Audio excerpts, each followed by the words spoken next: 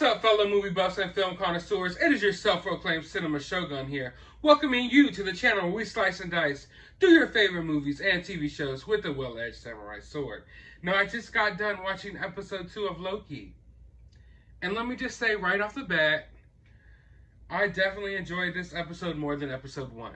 I mean, for one, there wasn't too many things in this episode that totally crapped on the MCU or totally crapped on everywhere like that we've come from, like they did with the Infinity Stones in part 1. So I guess that's a plus. I mean that's not much. I guess that's kind of a low bar, but yeah, they didn't do anything like that. So therefore, I definitely like this episode more.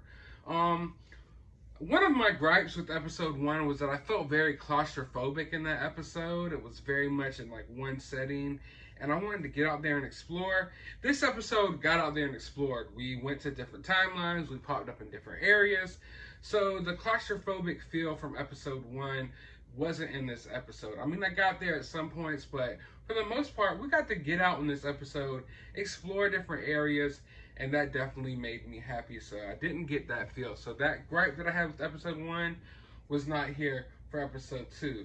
Now, a lot of the show was a lot of like time mumbo jumbo talk, you know, just a lot of exposition, just a lot of stuff that really doesn't matter. I mean, if you really want to focus in on it, you can, but like I said, it's just a lot of over explanation of things, or basically trying to explain whatever hole they dug themselves into with all of this timeline mess. So yeah, it can be kind of hard, I guess, to follow for some. Or for others like me, it's not that it's necessarily hard to follow. It's just that I don't really care about what this grenade does and what this does and stuff. Like, just get on with the story. You don't have to keep over-explaining yourself. One thing that WandaVision did, I felt like with WandaVision, it didn't really over-explain itself. It just put it out there for you, and you kind of made sense of it yourself. Whereas this, I feel like every little thing that happens is like a 15-minute explanation as to how this works and how that works. And it's like, I don't really need that. Another part of this episode was like that lead TVA soldier. That lead TVA soldier is just so sickening in this episode. If she wasn't already sickening enough in the first episode, like at so many points, she just has so much like random crap to say. And she's just sickening. I was so glad at what happened to her in the episode. I was hoping she wasn't going to come back, but of course she did. But yeah, she's just, I don't know. She's probably the most sickening character in the show for me. But there were some parts of this episode up until the ending. Now, the ending definitely left us on a different note. But up until that point, I was questioning, like, what are we really doing here? Because it seems to me like we all signed up for a Loki show about Loki going through the timeline and just wreaking havoc on the MCU's timeline, basically. That's kind of like what we signed up for with the show. But what we've gotten in the first 2 episodes is basically Loki working a desk job, reading through paperwork, and looking at old clips of the MCU. That's not what I signed up for. And with the show that's only 6 episodes, I felt like they spent a little too much time with that. I didn't need to see Loki in this library-esque setting, going through paperwork and all that stuff. It got pretty boring at some points in this show for me. But other parts were exciting, I'm not going to lie. But at that point, definitely got kind of boring. Now, what saves this show, the redeeming quality of this show, I believe, is the chemistry between Loki and Mobius. This is very much like the buddy cop feel that I felt like we were supposed to get from the Falcon and Winter Soldier. The buddy cop vibe that we were promised with Falcon and Winter Soldier that was obviously not there, it's here in this show. So we're getting it with Mobius and Loki, and I'm really starting to like connect with like the chemistry on screen. You know, especially when he gets to talking about the jet skis and things like that. But then, you know, of course, at the end of the episode, Loki leaves. So I'm thinking what the show so far, the strong points of the show have been Loki and Mobius on screen together. Whenever the Loki and Mobius aren't on screen together, like bantering back and forth, the show has been pretty boring for me. But when they've been on screen together, it's shined. But now it looks like Loki's going off somewhere else, so I'm not sure if we're going to see them interact much, and I don't know how that's going to hold up. But that's definitely the part of this episode and the first episode that shine for me the most. It's just the exchanges between them two, and I really wanted to see it fleshed out even more. You know, maybe less time sitting at a desk looking through paperwork, and more time of that, because I mean that was just so much better. But we don't even know if we're going to see that anymore, of course, of how this show ends. So we get some pretty good action in this episode, a lot more than in the first episode. Not a lot, not too much, really, but I mean, we get to see Loki fighting a redneck with a vacuum cleaner inside of a grocery store in the middle of a hurricane. Now, if you told me that that's something we would get from the Loki show, I would have never believed you. I mean, we have a Loki show, and you think of the character Loki, especially someone who's read the comics, someone who's been invested in the Loki character for a long time. Now, I'm not saying this is a big issue for me. I'm just saying when I think of Loki, I don't ever, never in my mind have I ever thought of Loki as a setting where he's sitting at a desk reading through paperwork. Never have I ever thought of Loki being inside of a grocery store fighting someone with a vacuum cleaner. But that's what we get here. I don't hate it. I hate the paperwork crap. I don't hate the Loki fighting someone with a vacuum cleaner. But it's just like, it's totally not what I expected. It was pretty cool. I liked it. It was kind of funny.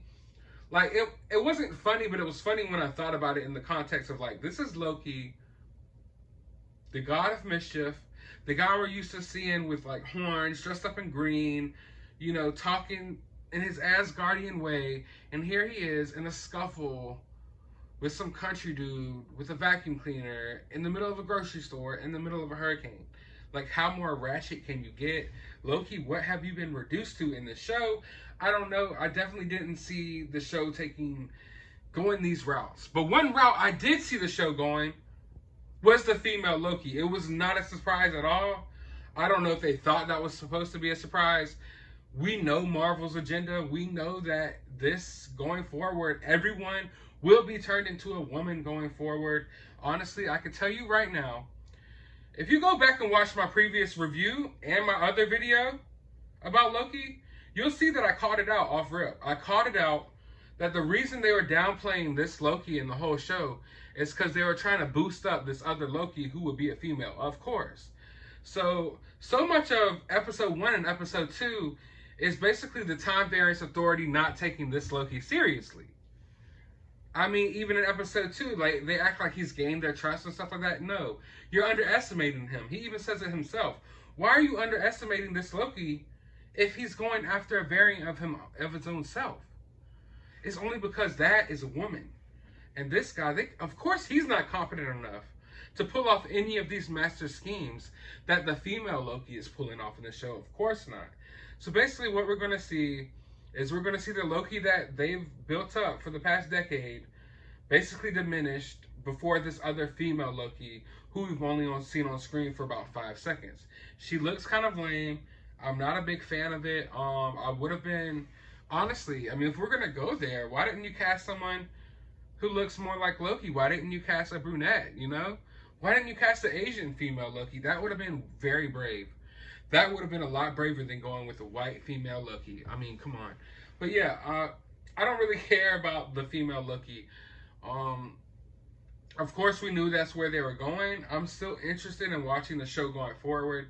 It's not something that I was like, oh God, I gotta turn this off. I can't ever watch it again. But I think I kind of know where it's going. I think, if I'm not mistaken, I'm not sure if we're going to be seeing much of this Loki anymore. I mean, of course, in the show we will, but I think they're going to try to phase this Loki out and give us a female Loki. I mean, we know we're getting female Thor. We know we're about to get female Hawkeye. We're getting female Iron Man. It only makes sense that they fight a female Loki. Just saying that out loud, it's like, I don't have a single problem with female characters. I like comic books. And if you have a problem with strong female characters, then you're not a comic book fan. I mean, I grew up with nothing but strong female characters in my comic books. But I also grew up with strong male characters as well. And I grew up in a time where you didn't have to change established characters into something else. You could just create new characters, you know? You didn't have to change Captain America into someone else. You didn't have to make a female Iron Man and female Thor and female Spider-Man and female Loki. You would just create cool female villains, cool female heroes. But now, of course, times have changed, and the only way anyone could ever be validated in their hero role is if they take a pre-existing role. So no, they don't want Rogue on screen and Storm and Jean Grey, these strong female characters. No, they want to replace strong male characters with female characters because that's the only thing that validates them. So that's my problem with this show going forward, is I believe we're very much going to see this Loki kind of take the back to the female Loki, who's going to be so much cooler and powerful, and her schemes are so much more well thought out, and she's got all these elaborate plans that this Loki can never keep up with. That's what I'm assuming. That's where I'm assuming the show goes going forward. Maybe I'm wrong. I hope I'm wrong. But like I said, episode 2 definitely better than episode 1. I'm interested to see where it goes going forward. I'm not checked out of the show yet. I have not checked out of the show yet. But I mean, for the most part, I hated episode 1, and episode 2 I liked better, but I only really liked it better because it didn't make such stupid decisions as it did in episode 1, if that makes sense. So I'm on the fence with this, but we'll see. Hopefully episode 3 draws it in together. Maybe it's even better than episode 2, and maybe it'll just get better as it goes. I have hope. I have hope, people. I do have hope. I haven't checked out all the way. I do have hope still. But I want to know what you guys think. Let me know down in the comments below. While you're down there, hit the thumbs up button. Hit that subscribe button. And as always, I want you to find some time out of your day to go watch a movie.